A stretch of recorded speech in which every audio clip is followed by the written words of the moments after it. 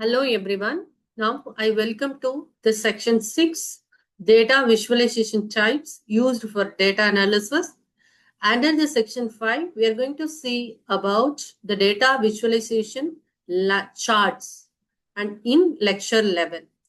What is the main purpose of data visualization is to give the clear understanding to the users.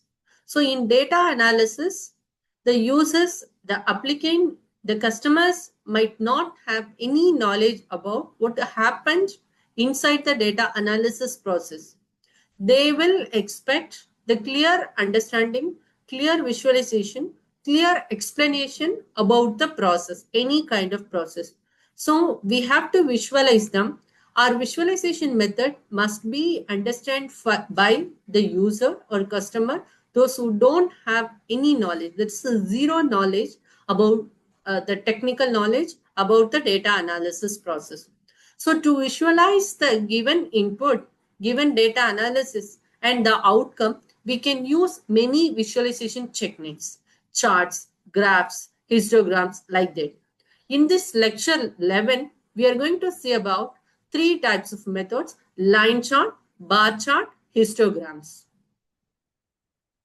So the data visualization is a graphical representation of information and data. It helps to identify the pattern and trends available in the data. And it communicates the findings clearly to the customer or applicants, those who have zero knowledge, zero technical knowledge about the data analysis process.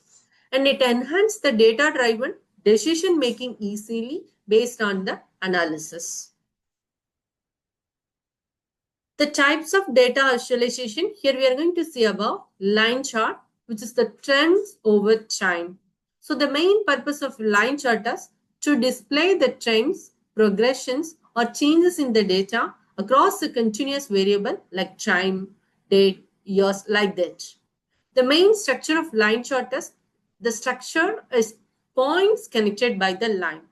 Where we can use this line chart as stock price over time, monthly sales trends, temperature changes. This is the sample line chart for a particular product. How many units sold? What's the total transaction happen for every month? So here the x-axis represents the months and y-axis represents the number of products sold.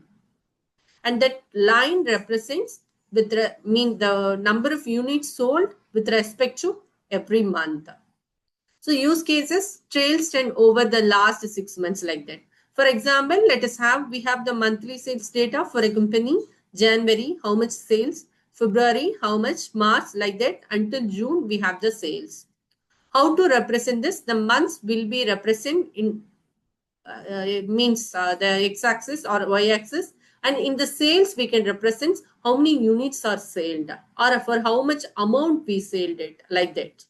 And here we can use the plot, month, sale. These are the customizing parameters, customizing parameter for the line chart, color, line style, like that.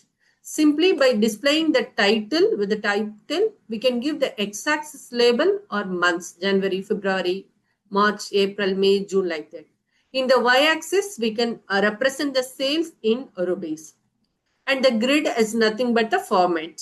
And finally, we can able to display the chart using plot.show. So the output from that code and the input, we have given us x-axis month, y-axis sale value. That line connects points to show the increase or decrease in sales.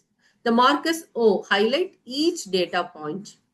And the real world use cases of line charts are stock price movement over a time, website traffic over days and weeks, temperature change throughout a day, patient heart rate monitoring. So these type of applications can able to use the line chart for data analysis.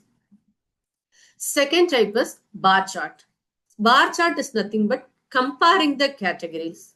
So in the bar chart is a graphical representation which used to compare the discrete categories of data. In the line chart, we have seen about the continuous categories of data. Here we have seen the discrete categories of data. So each category is represented by a rectangular bar, and the height of the bar shows the value or frequency of that particular category. So the bars can be vertical or horizontal. Why we are using the bar charters? To compare different groups or categories. For example, sales by region, scores by the student, or counts by category. It improves a clear visual distinction between the values of different items. So the main purpose of bar chart is it interpreting the given image. For example, though the exact labels in your image are not fully visible, we can able to see the x-axis represents the category, y-axis represent the quantitative value. Each bar will represent one category. For example, here we can see that the example is sales by product category. Here we have the categories electronics, clothing, groceries, books. So the electronics sales 120. So here we have given the values in 1,120. Clothing 80. Groceries 150. Books 60. So how to represent the bar chart? Here we can see that the groceries have the highest sale. So the highest sale is represented by groceries. And then the books have the lowest sales. And so we can able to compare which category of the products have the highest sales, which category of the products have the lowest sales, so that we can able to see here electronics, clothing, groceries, books. Here we have very less in books. So according to that, we can able to make the decision to improve the productivity. So where we are applying, wherever we are where we are using that bar chart is analyzing the survey results, comparing the product performance, monitoring the monthly expenses by category, visualizing frequency of categorical variables in data preprocessing. Third thing is histogram.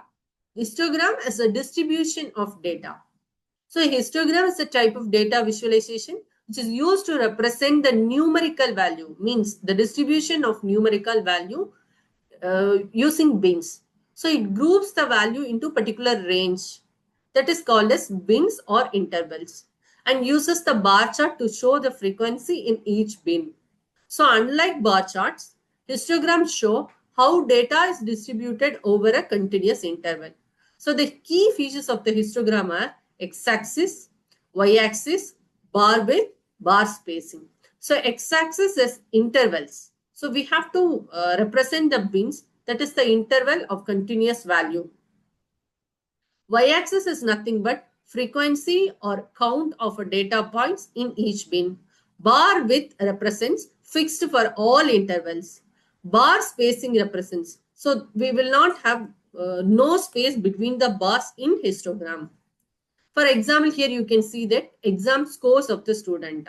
Imagine that we have the exam score of 20 students out of 100. So for 20 students, exam score is given as an input. Here we have to group them into multiple categories. The bin size that we have represented is 10, 40 to 49, 1. How many students are there? 50 to 59, 60 to 69, 70 to 79, 80 to 89, 90 to 99.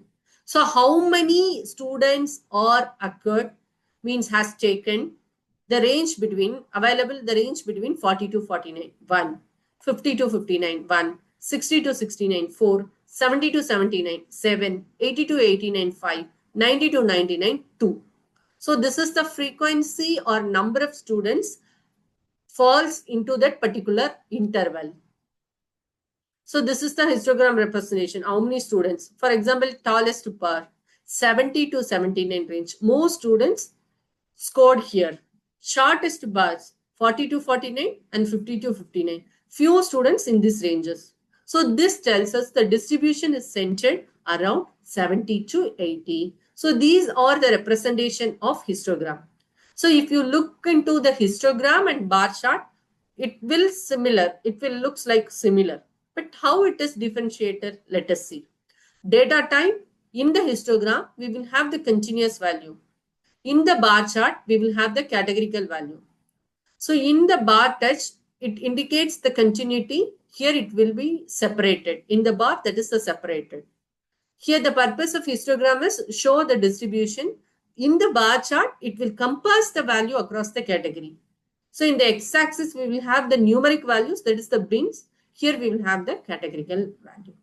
Where we are applying this histogram is understand data distribution, detect the skewness or symmetry, identify the outliers or gaps. This is useful in exploratory data analysis. So here we have seen about the line chart, bar chart, histogram. Line chart represents the continuous data in the connecting points. That's the line. And then the bar chart will show you horizontal and vertical bar, which compass the categories of data. And histogram is also compass, but here we are representing the variations, means the range using bins. So we must know the difference between each and every chart.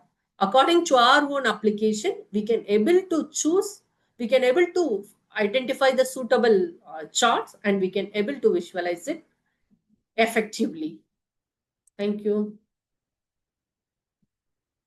The remaining chart we will see in the